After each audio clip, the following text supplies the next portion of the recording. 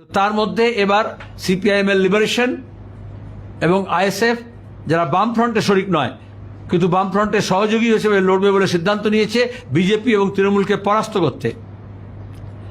তাহলে যাকে আমরা পরাস্ত করব তাকেই বগল দাবা করব, সেটা কোনো সুস্থ রাজনীতি হতে পারে না। সিপিআইএম বামফ্রন্ট এটাকে অ্যাপ্রুভ করে না, কারণ গত 15 বছর ধরে যারা ঘর জ্বালিয়েছে, যারা অফিস জ্বালিয়েছে, যারা মানুষ খুন করেছে, এমনকি পঞ্চায়েত নির্বাচনের সময়ও আইএসএফ কর্মীকে খুন করেছে। সেখানে আমি মনে করব বামফ্রন্টের কোনো দল যেমন নয়, সেরকম আইএসএফ এর যারা সমর্থক এবং দরদি আছেন, যারা কষ্ট করে সংগঠন দল গড়ে তুলছেন, নির্বাচনের সময় রাতারাতি মাইগ্রেট করে এক দল থেকে আরেক দলে গিলে তাতে মানুষেরও লাভ হয় না, ভোটারদেরও লাভ হয় না, সেই দলেরও লাভ হয় না।